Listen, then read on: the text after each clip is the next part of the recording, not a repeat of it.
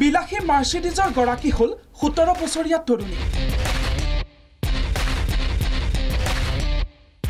100 টকীয়া কুপন লৈ লাভ কৰিলে 50 লাখ টকাৰ উপহাৰ। ভাগ্য উদয় হ'ল বৰপেটাৰ দ্বাদশ শ্ৰেণীৰ দিশা দাসৰ। নিজৰ সাঁচতীয়া ধনেৰে দিশাই ক্ৰয় কৰিছিল 2টাকৈ কুপন আৰু অৱশেষত বিজয়ী হৈ দিশাই লাভ কৰিলে মাৰ্চিডিজৰ গাড়ী। আদ্যৱন্ত লোকৰ বাহিৰে অন্যান্যসকলৰ বাবে যেন কেৱল অলিক কল্পনা এখন মাৰ্চিডিজ বেঞ্জৰ বাহন, কিন্তু ভাগ্যৰ বলত সকলো সম্ভৱ। ভাগ্যশালী দিশাই ইয়াৰ প্ৰমাণ। 2024 চনৰ ফেব্ৰুৱাৰী মাহত বৰপেটাত অনুষ্ঠিত হ'বলগীয়া তৃতীয় আন্তঃৰাষ্ট্ৰীয় বৰপেটা গ্ৰন্থ আৰু বিজ্ঞান মেলাৰ সাহায্যাৰ্থে আয়োজন কৰা হৈছিল 100 টকীয়া উপহাৰ কুপনৰ খেল।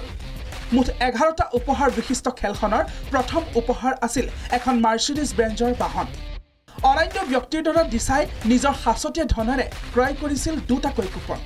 উপহাৰ কুপনৰ জৰিয়তে এনেদৰে নিশাটোৰ ভিতৰতে ভাগ্যৱতী হৈ পৰিল দিশা দাস।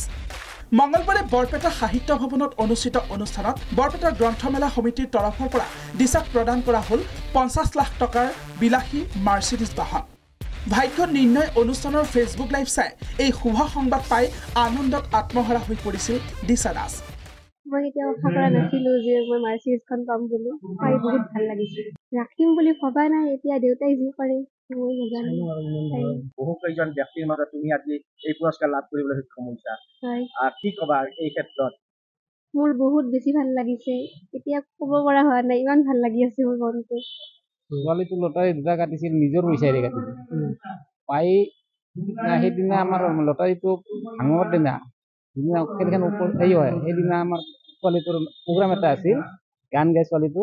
এই গান গাব যাই আহি ৰাতি 12টা বাজি গৈছে। তাই 12টা বাজি যোৱাৰ পিছত লটাৰীটো ভৰি হাত চুৰাই ধৰি লটাৰীটো মানে টিকটটো চাই আছে। টিকটটো চাই থাকে কৈ আছে, দেউতা মোৰ 2টা মিলিছে ৰবা। তাৰপিছত আৰু কয় দেউতা আৰু 2টা মিলিছে। দেইখান 6টাত নম্বৰ গোটেই মিলে তাই কান্দি আছে। মই আছো ছোৱালীটো সুধিলো তোমাৰ কি হৈছে? দেউতা মই লটাৰীত পাইছো। তেতিয়া মানে হাঁহি মাৰি জাপ মাৰি উঠি মানে নাচি আছে, লটাৰীত পাইছো। কিন্তু মই আমাৰ গোটেই মোৰ বিৰাট আনন্দ লটাৰীটো পোৱাৰ পিছত। গোটেই ৰাতিটো আমাৰ টোপনি মাৰা নহ'লে আৰু। বৰপেটাৰ পৰা দিগন্ত কলিতা, প্ৰাগ নিউজ।